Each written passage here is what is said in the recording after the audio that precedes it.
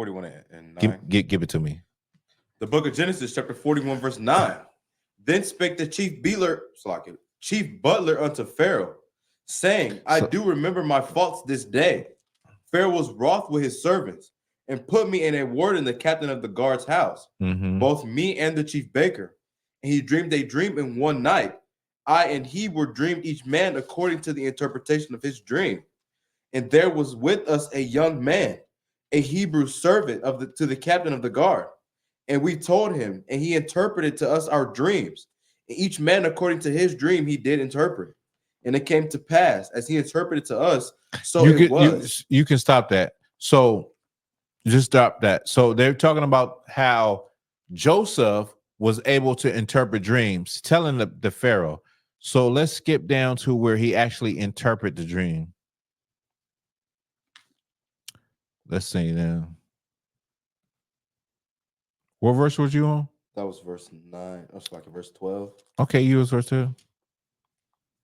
Okay, well, let's skip to 14. Let's get in. Come on. Verse 14. Then Pharaoh sent and called Joseph, and they brought him hastily out of the dungeon. And he shaved himself and changed his raiment. And came in unto Pharaoh. Now, Pharaoh sent for Joseph, and Joseph shaved himself and his raiment, changed his clothes, and he came to Pharaoh. Joseph was a Hebrew, but he shaved himself. Joseph was a Hebrew, but he was blessed by the Most High. You understand? And he shaved himself. Remember that detail. Keep going. Verse 15. And Pharaoh said unto Joseph, I have dreamed a dream, and there is none that can interpret it. And I have heard say of thee that thou canst understand a dream to interpret it. And Joseph answered Pharaoh, saying, it is not in me. God shall give Pharaoh an answer of peace. So he said, I heard that you can interpret dreams. And Joseph said, that ain't me. That's the Most High. Right. He gives me that. Go ahead. Verse 17. And Pharaoh said unto Joseph, in my dream, behold, I stood upon the bank of the river. And behold, there came up out of the river 7 kine, fat flesh and well favored. And they fed in a meadow. And behold, 7 other kine came up after them. I want you to skip to 25. Come on, God. We already know the dream that Pharaoh had. Let's hear what Joseph had to say. Verse 25. And Joseph said unto Pharaoh, the dream of Pharaoh is one. God has showed Pharaoh what he is about to do. The 7 good kine are 7 years, and the 7 good ears are 7 years. The dream is one. And the 7 thin and ill-favored kine that came up after them are 7 years. And the 7 empty ears blasted with the east wind shall be 7 years of famine. This is the thing which I have spoken unto Pharaoh. What God is about to do, he showed unto Pharaoh. So the 7 thin and ill-favored kine that came up are 7 years. And the 7 empty, those are 7 years of famine. So it's 7 years of plenty and 7 years of famine. Go ahead. Come on, God. Verse 29. Behold, there come 7 years of great plenty throughout all the land of Egypt. And there shall arise after them 7 years of famine. So first it would be 7 years of plenty. Go ahead. And all the plenty shall be forgotten in the land of Egypt. He said, in all, what verse are you on? Still verse 30. 30. He said, and all the plenty shall be forgotten out of the land of Egypt. Remember that. All the plenty shall be forgotten about in the land of Egypt. Go ahead. Oh, God. And the famine shall consume the land. Verse 31. So let me show you this right here. Hold that. Let me give you some archaeology. So let's get some archaeology.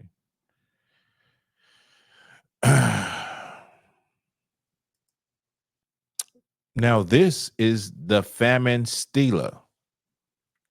On this stela, which was created during the time of the Ptolemies, during the time that the Greeks actually ruled Egypt, this famine stela is basically a record of a 7-year famine.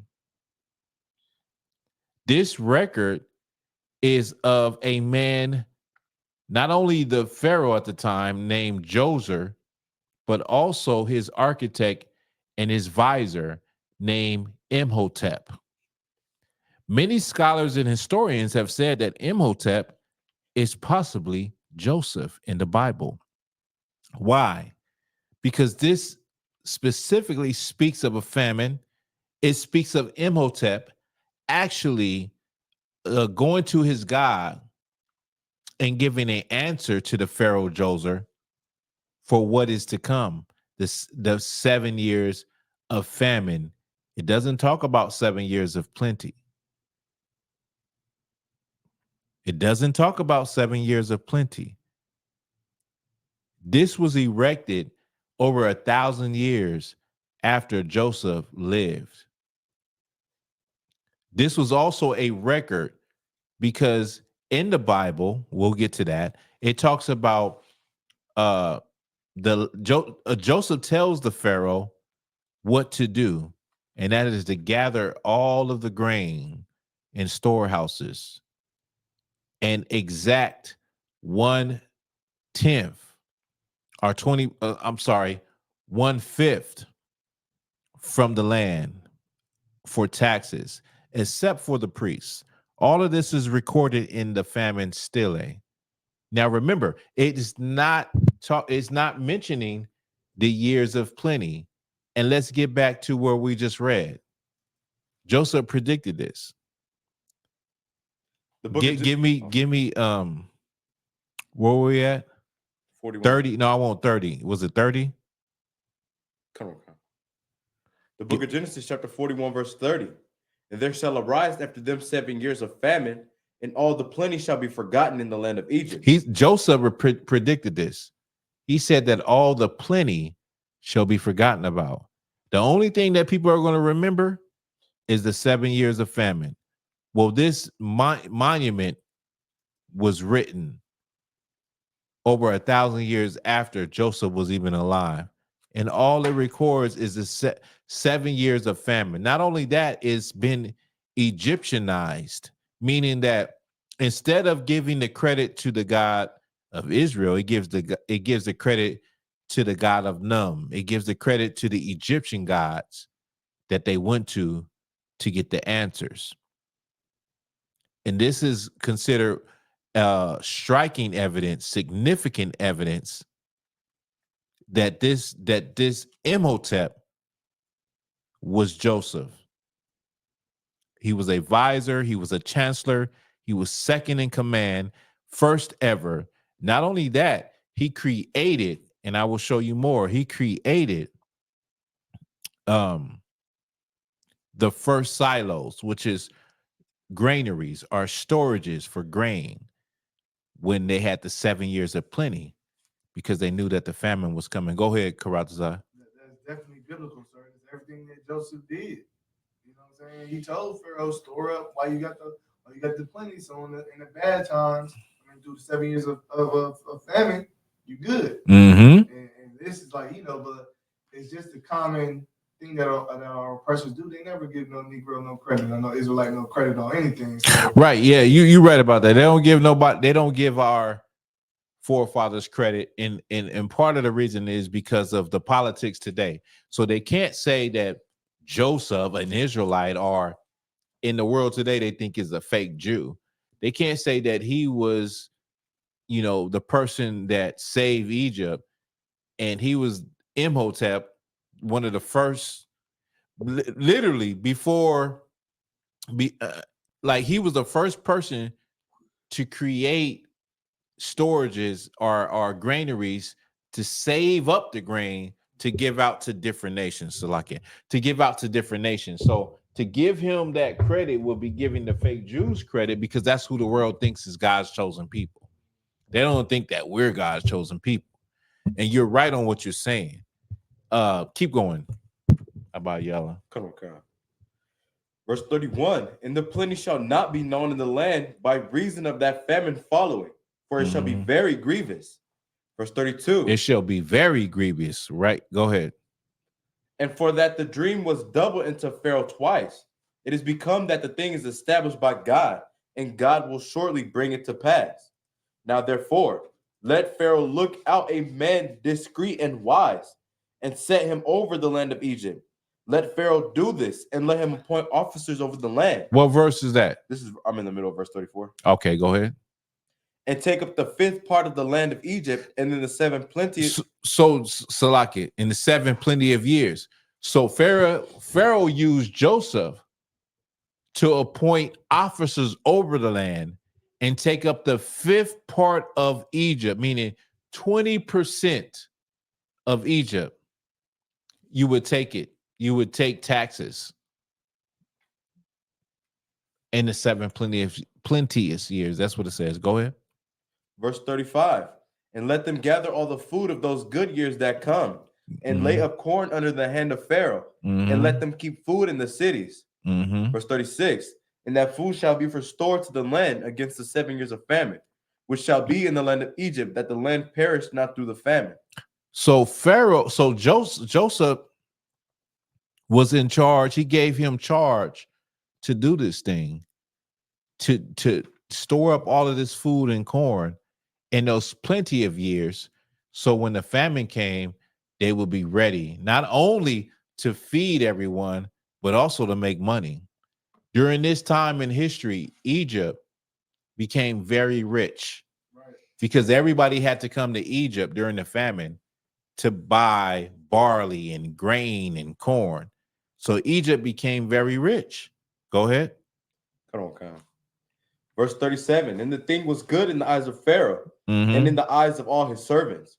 And Pharaoh said unto his servants, can we find such a one as this, a man in whom the Spirit of God is?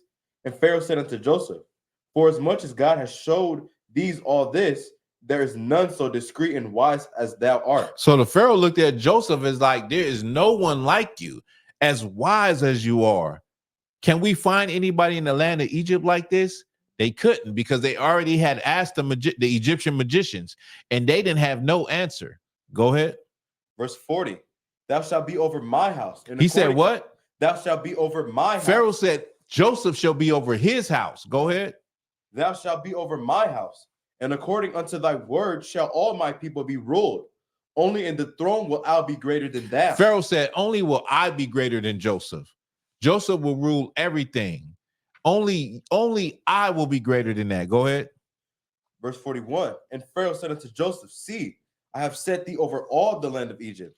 And Pharaoh took off his ring from his hand. Pharaoh took off his ring from his hand. Go ahead. And I'm sorry. And Pharaoh took off his ring from his hand and put it upon Joseph's hand, and arrayed him in vestures of fine linen, and put a gold chain about his neck. He put a fat chain on that nigga neck. Joseph was the man. The Lord was with Joseph. Joseph literally was put in charge of all of Egypt. Now, this is the same as Imhotep. Imhotep was put in charge of Egypt. He was called the chancellor. He was called the prince of Heliopolis. He was the man, and he is known as the great architect because he built the first pyramid. And in this pyramid complex, he set up what is known as the first granaries to store food. And we're going to get it. Let me pull it up. This is an image, Salaki. Let me grab it. Yo, bear with your boy.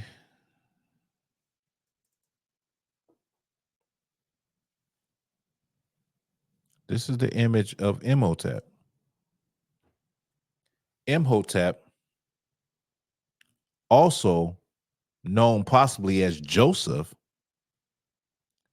was chief chancellor and advisor to Djoser, the pharaoh at the time from the 3rd century. This is the pharaoh at Djoser. This is a recreation. This is the actual statue on the left, a recreation on the right of the pharaoh Djoser from the 3rd century. The pharaoh Djoser had Imhotep by his side, who was the great architect, okay, who built his complex. The complex right here, you see it from the sky, from an aerial view. and you see the complex surrounded by walls was a complex that has granaries. It has chutes built into the ground. And let me just pull this up real quick. This is what it would have had looked like.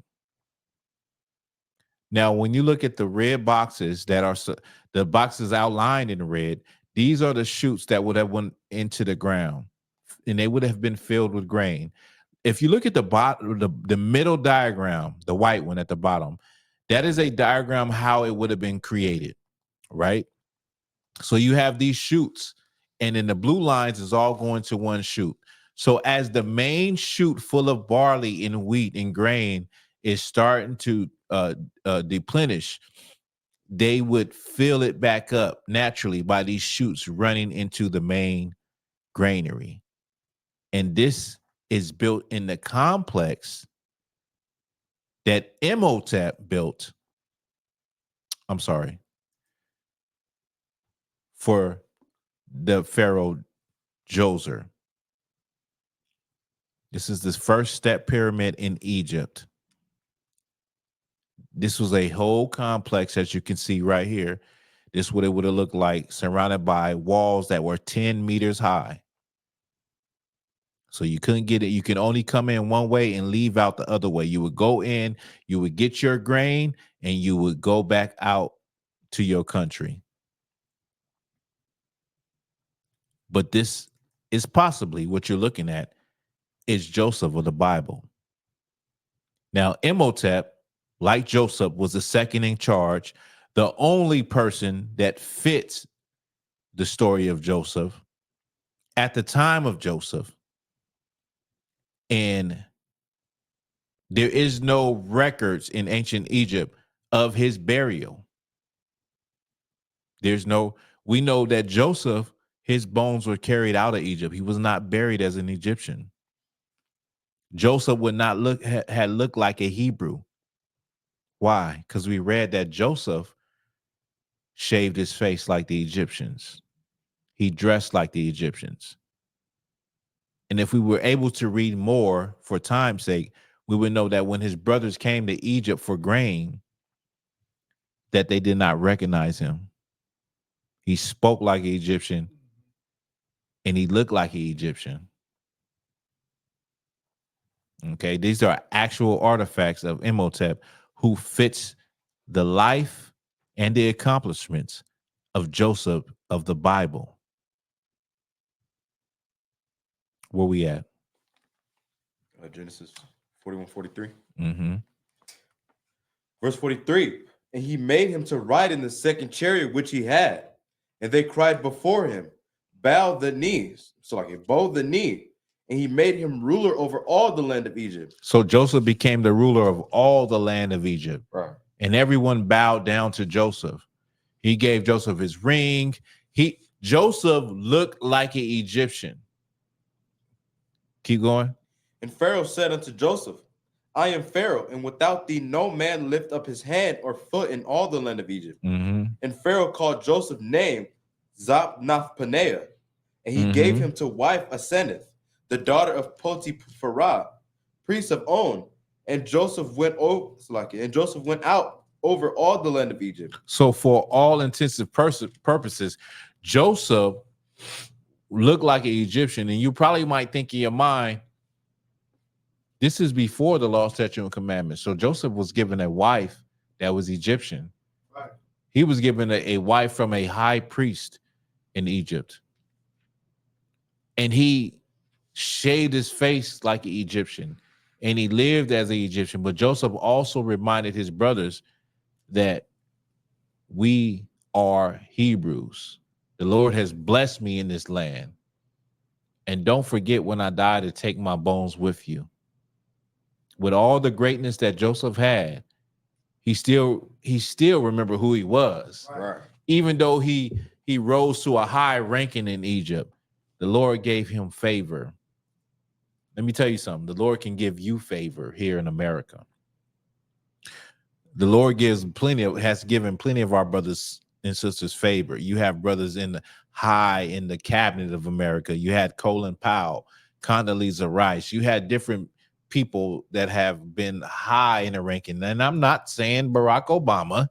He was not a nigga. He was a Kenyan and he was Jewish. He's not a black person. He's not an Israelite. But our people are in high levels of society in government in America. And that's only because of the favor of the Lord. But it really doesn't mean anything unless you're helping your people. When Joseph's brothers came to him, they did not recognize him. He recognized them. And as he talked to him, he had to turn around and he cried because he remembered his brothers. But he was stiff with them. He said, you left a brother. They left Benjamin at the house. He said, until y'all bring Benjamin back, I ain't going to let y'all go. But he knew who they was. He sent them back home with what they wanted, the food and everything, and he put their money back in the pouch. When they opened up the pouches at home, they said, well, damn, we might be, we got to go back because we might be set up. Like, our money is in the pouches. Like, they were supposed to take our money, but Joseph knew what he was doing, right? And he rose to a high position and because of that, our people were able to go into Egypt and to prosper. And then we was given the land of Goshen. We're given the land of Goshen in the Delta region, in the marsh region, where the soil is lush and fertile to grow things. And then as the story goes on, we come to a time when there was a Pharaoh that did not know Joseph. He forgot about the great things that Joseph did. He forgot about the greatness. And you had a people named the Hyksos that ruled, that were also Semitic people. And because of their rulership and because of what they did, you had a Pharaoh that did not know Joseph. He did not give a damn about the Israelites. And we'll pick it back up during the time when Moses was born. With that, that's the class. When nowadays I work hard on the job till I come cross y'all. Still like I'm a criminal. Trying to get caught, it could be your first charge. Like, man, you ain't getting the minimum. It go dip, squat, 5 mile run, push, pull, sit on. Goddamn, that's wrong. Looking at my baby, trying to keep them doing wrong. It's too long before they grown. I can't leave them on their own. They killed Daddy like he had a 30-day case. The news covering up the story for what they say. It took me back to the time we lost Otis. Pretend these crackers, they gon' tell you something bogus. And I'm thinking like, damn, what you tell the kids? We try to put up a fight, but did we fail the kids? Cause they really got us looking like no damn good. And why success got to cost my manhood? They like,